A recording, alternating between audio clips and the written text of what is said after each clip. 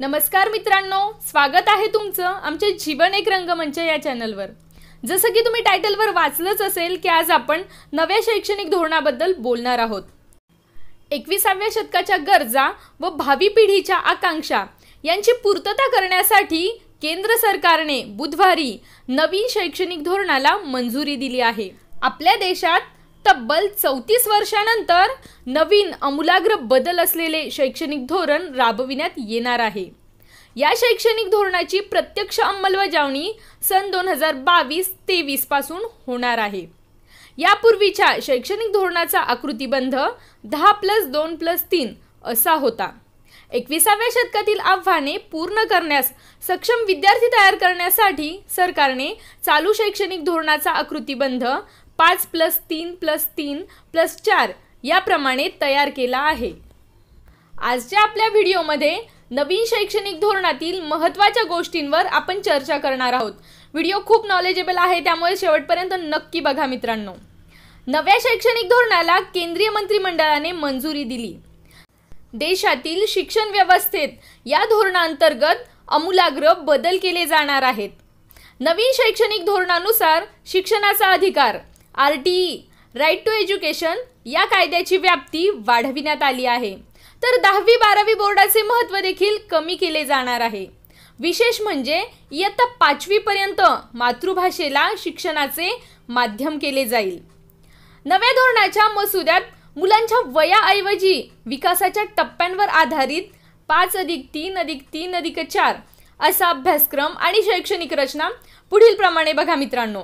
पहिले 5 वर्ष, वय 3 ते 8 वर्ष, पूर्व प्राथमिक 3 वर्ष आणि पहिली व दुसरी 3 वर्ष, वय वर्ष 8 ते 11 वर्ष, प्राथमिक शिक्षण इयत्ता 3री ते 5वी, 3 वर्ष, वय वर्ष 11 ते 14 वर्ष, पूर्व माध्यमिक शिक्षण इयत्ता 6वी ते 8वी आणि 4 वर्ष, वय वर्ष 14 ते 18 वर्ष, माध्यमिक शिक्षण इयत्ता 9वी ते 12वी।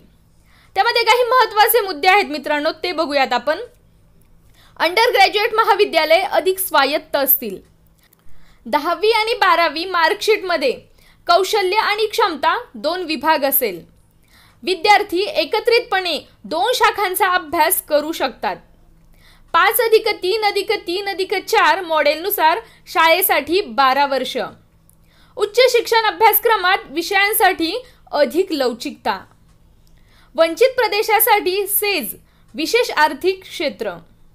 8वी पर्यंत प्रादेशिक भाषा अनिवार्य। उच्च शिक्षणासाठी एकल नियामक सिंगल रेग्युलेटर। 5वी पर्यंतचे शिक्षण मातृभाषेतच। अशाच बऱ्याचशा मोठ्या बदलांसह देशाचं नवं शैक्षणिक धोरण 34 वर्षांनंतर जाहीर झालं। 5वी पर्यंत मातृभाषेत प्रादेशिक किंवा घरातील भाषेतच शिक्षण दिलं जाईल। पूर्व प्राथमिक शिक्षण आंतरराष्ट्रीय दर्जाचं करण्याचा प्रयत्न करण्यात आला आहे। आता शिक्षणाचा पॅटर्न 5+3+3+4 याप्रमाणे असणार। 10वी-12वी बोर्डाचं महत्त्व कमी असणार। विद्यार्थ्यांच्या शैक्षणिक आणि सर्वांगीण विकासाला महत्त्व दिलं जाईल। विद्यार्थ्यांचं ते स्वतः सहविद्यार्थी शिक्षक मूल्यांकन करणार। 6वी पासून व्यावसायिक शिक्षणाचा समावेश। शिक्षणानंतर विद्यार्थ्यांना व्यावसायिक कौशल्य मिळवण्यावर भर। शालेय अभ्यासक्रमही आता बदलणार। शिक्षकांच्या अभ्यासक्रमातही बदल असणार। स्वतंत्र BEd रद्द करून 4 वर्षाचा इंटिग्रेटेड पदवी कोर्स सुरू करण्यात येईल।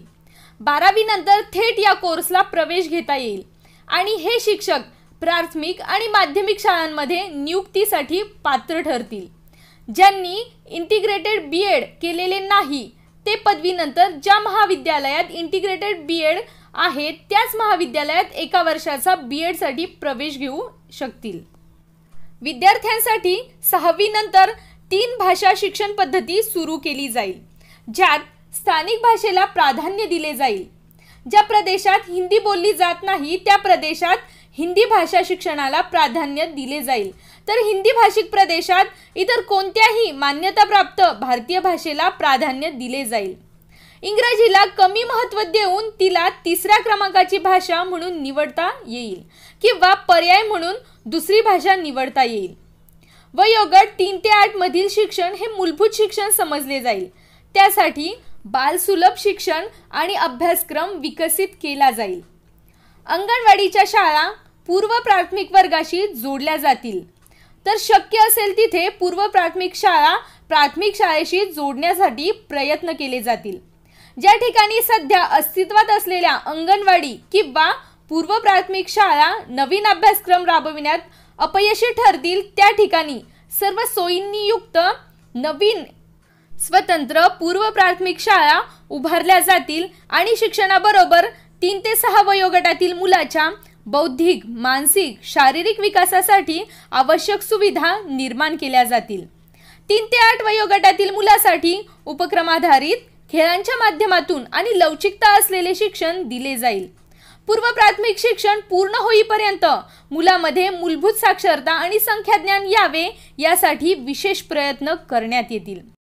शाळांमध्ये असलेल्या हुशार मुलांना अपेक्षित शिक्षण मिळावे म्हणून राष्ट्रीय शिक्षण कार्यक्रमांतर्गत आठवड्याला 5 तासाचे अतिरिक्त शिक्षण पुरविले जाईल।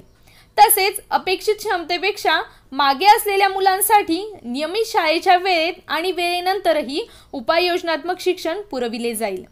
प्रत्येक विद्यार्थ्याकडे नीट लक्ष देता यावे यासाठी विद्यार्थी शिक्षक प्रमाण 30:1 असे ठेवले जाईल। मुलांना स्थानिक भाषेत चांगले शिक्षण मिळावे म्हणून स्थानिक भाषेची जाण असलेल्या शिक्षकांची नियुक्ती करण्यास प्राधान्य दिले जाईल। वाचनाला आणि त्यातून ज्ञानवृद्धीला प्राधान्य मिळावे म्हणून संपूर्ण देशात सार्वजनिक ठिकाणी शाळांमध्ये ग्रंथालये आणि वाचन कक्ष उभारले जातील। मुलांच्या हजेरीवर आणि मानसिक स्थितीवर लक्ष ठेवून त्यात सातत्य राखण्यासाठी प्रत्येक शाळेत एक समाजसेवक आणि एक मानसशास्त्रज्ञाची नियुक्ती करणे। पदवी अभ्यासक्रमामध्ये कला आणि विज्ञानात कठोर भेद न करता विषय निवडण्याची मुभा दिली जाईल। सर्व विद्यापीठांसाठी समान नियम। प्रादेशिक भाषांमध्येही ई-कोर्सेस विकसित केले जातील। व्हर्च्युअल लॅबही विकसित केल्या जाणार आहेत। तसेच राष्ट्रीय शैक्षणिक तंत्रज्ञान मंच NETF तयार केले जाणार आहेत, असे बैठकीनंतर झालेल्या पत्रकार परिषदेत केंद्रीय मंत्री प्रकाश जावडेकर यांनी सांगितले। याआधी 1986 मध्ये तयार केलेले शैक्षणिक धोरण 1992 मध्ये सुधारण्यात आले होते। आता त्याची जागा शैक्षणिक धोरण 2019 घेणार आहे। त्याचबरोबर मनुष्यबळ विकास मंत्रालयाचे नाव बदलून शिक्षण मंत्रालय असे करण्यात आले आहे। रमेश पोखरियाल निशंक यांच्याकडे याची धुरा आहे। 3 वर्ष वयोगटापासून 18 वर्षापर्यंतची मुले आता शिक्षणाचा अधिकार या कायद्याच्या कक्षेत येतील। सध्या हा कायदा केवळ 14 वर्षापर्यंतच्या विद्यार्थ्यांना लागू आहे। पूर्व प्राथमिक शिक्षणाचे सार्वत्रिकीकरण आणि 2025 पर्यंत सर्वांना मूलभूत साक्षरता प्रदान करणे हे नवीन शैक्षणिक धोरणाचे उद्दिष्ट आहे। धन्यवाद मित्रांनो, नुकत्याच जाहीर झालेल्या नवीन राष्ट्रीय शैक्षणिक धोरणाबद्दल मी थोडी माहिती देण्याचा प्रयत्न केला आहे। व्हिडिओ कसा वाटला मला कमेंट करून नक्की कळवा। व्हिडिओ आवडला असेल तर नक्कीच लाईक करा, जास्तीत जास्त शेअर करा आणि हो, चॅनलवर नवीन असाल तर चॅनल सबस्क्राईब करायला अजिबात विसरू नका। पुन्हा भेटूया अशाच नव्या अपडेट्ससोबत। तोपर्यंत पाहत रहा जीवन एक रंगमंच।